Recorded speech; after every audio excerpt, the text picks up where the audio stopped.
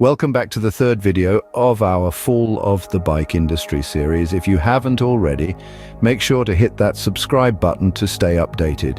In 2022, the bicycle industry saw a shocking 30% decline, a stark contrast to the bike boom witnessed during the COVID-19 pandemic. As the world went into lockdown, people were forced to look for alternatives to their usual routines. Among the many changes, one of the most notable was the sudden surge of interest in cycling. Bicycles became not just a means of transportation, but a way to keep fit while social distancing. Retailers and manufacturers alike were struggling to keep up with the unprecedented demand, with orders piling up faster than they could be fulfilled. However, as we entered 2022, an unexpected phenomenon occurred. The promise of Black Friday sales usually leads to a rush of customers flooding stores, eager to take advantage of the discounts, but this year bike shops were eerily quiet. The once overflowing shelves were now bare and the remaining bikes sat untouched, a stark reminder of the drastic change in consumer behavior. Why the sudden shift? As the world began to reopen, so too did people's lives. The need to stay indoors diminished, and with it, the demand for bicycles. Schools reopened, vacations were back on the cards, and the allure of cycling began to wane. The bicycle industry, once booming, was now facing a downturn as steep as the steepest hill a cyclist might dread to climb. But the decline was not solely due to changes in consumer behavior. Behind the scenes, the industry itself was grappling with its own challenges. Distributors were still dealing with backlogs of orders from the height of the pandemic, with some deliveries not expected until 2025. This left retailers with limited stock and consumers with fewer choices, further exacerbating the decline. As the world started reopening, people's priorities shifted, leading to an unexpected downturn in the bicycle industry. The bike boom was over and the industry was left facing an uncertain future, a future that would be shaped by the decisions made during these challenging times. By the start of 2022, bicycle shops were still grappling with backlogs of orders placed during the height of the pandemic. These orders, many of them placed as far back as 2 years prior, were still not fulfilled, leaving shop floors eerily empty and customers increasingly frustrated. With the world slowly reopening and the bicycle boom of 2021 beginning to wane, the situation looked bleak. Retailers were left with a glut of orders, many of which were not slated for delivery until 2025. The predicament was further exacerbated for small independent stores, as they were often left with the scraps after big retailers and online brands had their orders fulfilled. The choice was stark. Accept odd sizes and less desirable bikes, or face the prospect of no inventory at all. But the challenges didn't stop there. Dealer agreements, often skewed in favor of the big bike brands, backed these small retailers into a corner. These brands, flush with orders, reduced payment terms from 150 days to as low as 60 days. Moreover, they forced retailers to accept deliveries as they randomly showed up, often months or even years before the estimated arrival times. If retailers chose to wait until a minimum order arrived to recover terms or freight discounts, they risked having their orders cancelled. Some brands even had the audacity to charge a 10% cancellation fee. The bullying tactics employed by these big players put small shops on the back foot. Many were forced to accept bikes they didn't want, bikes that sat gathering dust on their sales floors for over a year, well beyond the abbreviated payment terms. This led to retailers falling behind on their debts, creating a vicious cycle that was hard to break. By mid-2022, inflation had pushed the prices of bikes up by over 20%, further slowing down sales in shops. Big brands were slow to discount bikes because larger retailers were still buying them, creating a false sense of demand. But this bubble was destined to burst by year-end when large retailers and online bike shops began cancelling orders. The big players in the industry, with their shady tactics, set the stage for the market's collapse.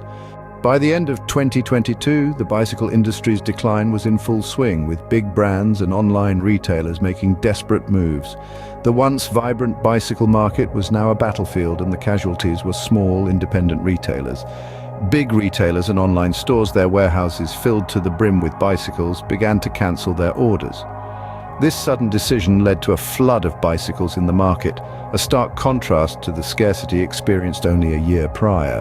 The market was overwhelmed and the value of bicycles plummeted. In a bid to move stock, these large entities slashed their prices. The effect was immediate and devastating. The once valuable inventory that small retailers held was devalued overnight.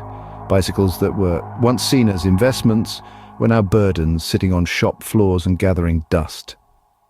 This sudden price drop put small businesses at an even larger disadvantage. These retailers, already struggling with debts and reduced sales, found themselves unable to compete with the heavily discounted prices. They were forced to watch as customers flocked to big brands and online stores, drawn in by the promise of a bargain. The big brands, focused solely on their bottom lines, turned a blind eye to the struggles of the small retailers. They continued to sell bikes at discounted prices, further devaluing the market. And when the small retailers couldn't keep up, they stopped shipping bikes to them altogether. The small shops were left with overpriced, odd inventory, while the big brands continued to thrive. This blatant display of corporate greed, coupled with an unsettling indifference from consumers, spelled doom for the once booming bicycle industry. The industry that had experienced an unprecedented boom was now facing an inevitable bust, and the small independent retailers bore the brunt of it. The final blow had been dealt, and the bicycle industry would never be the same again. The collapse of the bicycle industry in 2022 serves as a stark reminder of the perils of unregulated market practices. The fallout was severe, with small businesses bearing the brunt of the impact. Countless mom-and-pop bike shops, once the backbone of the industry, were left to grapple with empty sales floors and mounting debts. Small retailers, forced to sell undesirable bikes at inflated prices, were driven to the brink of extinction. The aftermath painted a grim of the bicycle industry. Shops that had survived the initial wave of the pandemic now faced an even greater challenge. On the surface, the issue was an oversupply of bikes, but beneath the surface it was a complex web of unfair business practices and unchecked monopolies that had brought the industry to its knees. The lessons learned from this episode are numerous, but perhaps the most salient is the importance of fair business practices. The heavy-handed tactics employed by big brands, from the reduction of payment terms to the imposition of cancellation fees, were a direct assault on the very retailers that had helped to build the industry. These practices not only hurt small businesses, but also undermined the integrity of the market. The dangers of monopolies too were laid bare. The big bike brands, with their vast resources and far-reaching influence, effectively controlled the supply of bikes. This power was used not to nurture the industry, but to squeeze out the competition. When the finally burst, it was the small retailers, not the big brands, who paid the price.